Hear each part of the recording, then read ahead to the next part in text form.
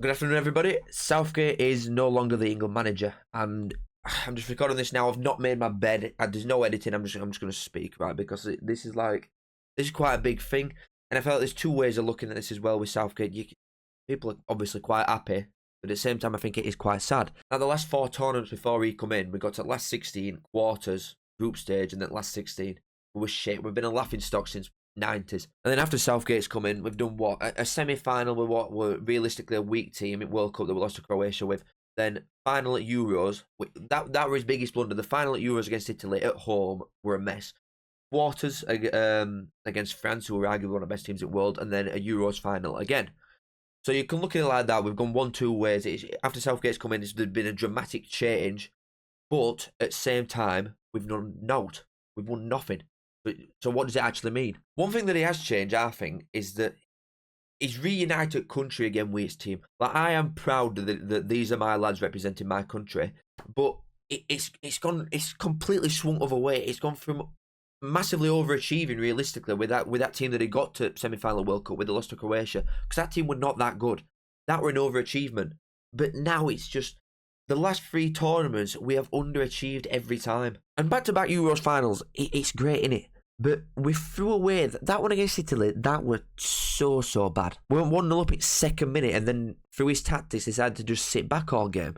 Like, we've not won anything with probably the best crop of players that we've ever had for the last three tournaments, you'd say. Not the Croatia one. And the main thing that has changed, which I hope will stay after he's gone, is that the players are obviously all mates, and the dynamic of the group and how happy they all are seems to have changed. Because like the previous golden generations, if you want to call them that, obviously the club rivalries were a lot stronger than the love for England. Like the Man United, Liverpool, Chelsea, Arsenal, they all hated each other. Especially at Man United crop, from when all ex-players have come out and spoken about it. So that's different, which is good. Which probably comes from being, a lot of them are similar ages, aren't they? They've all come through like same academies. You don't get like standouts coming from like a Barnsley or something anymore. They all go to like Man United, Man City, Chelsea at an early age. They probably all played at England under 17s, 19s, 21s together. So that has helped as well. But Gareth has brought it together to a point that I've never seen a squad like this in my lifetime anyway. In 10 tournaments that we've had, I've never seen England be as like glued and gelled together as they are now. But even with that, I'd say that is genuinely his strongest point. And I think this tournament, he's dropped bollock a bit. I think he's made mistakes even in that regard, because he's taken Gordon and not played him, right? Which is daft enough. That's crazy, because it is direct. Even if you want to talk about football decisions, like his reasoning for not playing Gordon makes no sense. We're playing against low blocks a lot of time, very defensive teams. You want a winger that's quite direct who can run at a man. Otherwise, why have you taken Gordon? You know what I mean? Why would you have not taken Grealish for a similar reason of just ball retention? He's going to stay on left. He'll just pass it, he'll funnel it inside constantly, which is what Southgate probably wants. And at the same time, going back to the happiness factor, everybody clearly loves Grealish. Grealish is like the nation's hero. He's a media darling. Everybody loves him. Every time you see a video of some tomfoolery in camp, Grealish is at the heart of it. And you've not taken him. So if you're going to take players and not play him like you've taken Gordon to not play him, why would you not take Grealish? So I think he has dropped ball a bit with that. But from a footballing perspective, football just comes and goes in eras, doesn't it? Like in 90s, everybody played a back three. Then it went to everybody playing a back four, a 4-4-2, like early 2000s, and now we're at a back three again. It's gone from being end-to-end constantly, a lot of turnovers, very high attacking football, very exciting to watch. In 2000s when I was growing up, that's what I remember football as being, very exciting, constantly end-to-end. To now, it's just, the priority is to defend and not concede. You play for a 1-0 rather than a 3-1. Like last few times that Man City and Arsenal have played each other, I'm not even exaggerating, I've fallen asleep the last two games that them two have played, because it bores you to death. I'd rather watch paint be made than watch that. Because for the past like 2-3 years, the priority has been defensively solid football to go for a 1-0 rather than to go for it. Yeah, you might concede, but when you get to 1-0, you don't just sit and protect what you've got. You go for it, and you go for 2, and you go for 3. Predominantly, that is what I remember Man United teams doing at past. When they got to 1-0, it weren't just sitting and defending. The most successful team ever, Man United in Premier League, constantly went for your throat every time they scored. They didn't stop ever. And this is the exact opposite of what Southgate does. This era of football was made for him. It was tailor-made to suit Southgate. It could not have suited him any better. Partnered with probably the most talented England squad that we've ever had. And we've still won nothing. This is the time to go. Regardless of how anybody wants to paint it, Southgate has not won a silver spoon with everything that could possibly happen going for him. We've had bedside at draw every single time. You cannot. There's not one thing that we've had go against us realistically. We've even had the luck this tournament, like the penalty against Netherlands, and we've still not done it. And obviously, success is relative. Like when you look at Scotland, them making a tackle in a major tournament is like honours board worthy. I'm surprised they hadn't done an open top bus parade. They built a statue for Tierney for making a tackle.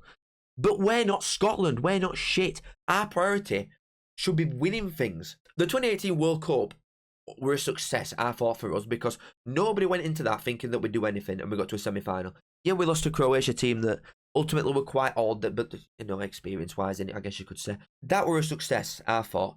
The Euro 2021 were a disgrace that we did not win that. We were at home for a start. We were a better side. We were 1-0 up in final, its second minute, at home at Wembley, and still lost. That is failure. That's certified failure. If you want to go through it with ones that is done, last World Cup in Qatar, I thought we were unlucky. I'm not going to hold that one against him because we lost to a good France team that got to the final and scored 3 goals in final, even though they lost. They were a very good side then. And I feel like this Euros, again, we've lost at best team in tournament in Spain, which is fair enough. That's a completely separate point. When are we going to be best team? That should be the real question. Southgate got done at his own game against Italy. He got out prison footballed against Italy. We're now at a point where we're making excuses, and the excuses are always different about why we've not won. Always. A retirement age Italian team played better defensive football at our ground in final when we were 1-0 up.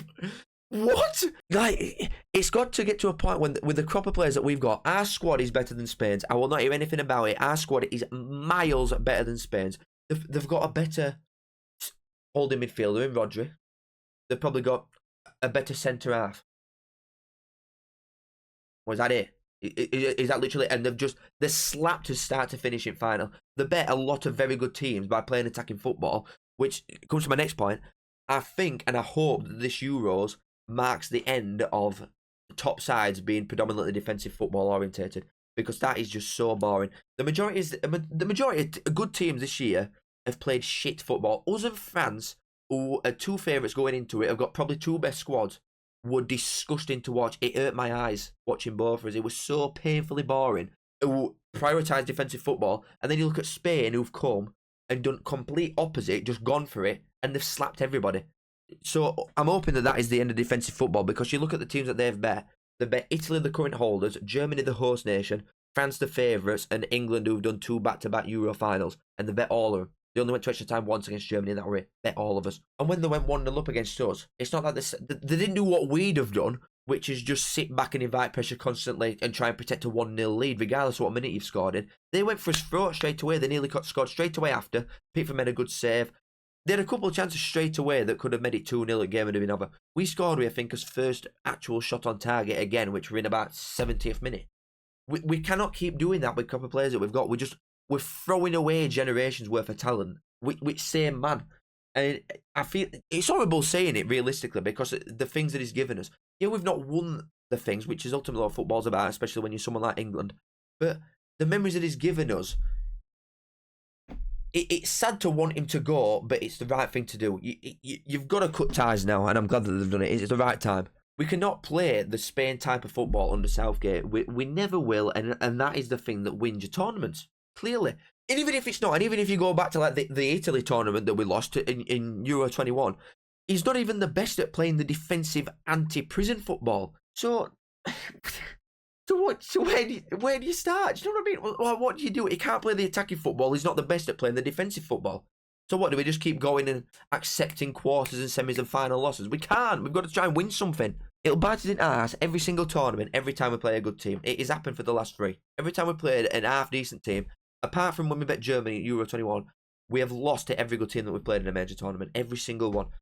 We just can't do it anymore. So I think it's right time to go. And he's done a lot for, obviously, the country. He's reunited Team Wits Nation. But now it's just about like, who are we going to get in?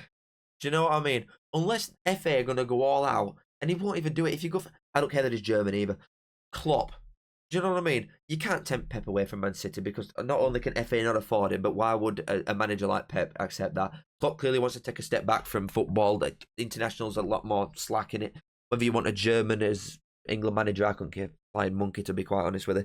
But unless you're going for someone like that, I hope to God we just don't go for like another Mr. Nice Guy. We can't. We've got to go for somebody that actually wants it. I don't want a Graham Potter. I want somebody who's going to grab football by ball sack and think, we are England. You know what I mean? And I know that other nations think this as well. But we are England. We've got the best crop of players that we've ever had. We've got the best squad in the world. I will not accept anything else. We have got the best squad in the world. The majority of them are young. You see more and more players like Mainu, Wharton just popping out of nowhere every season that are instantly ready.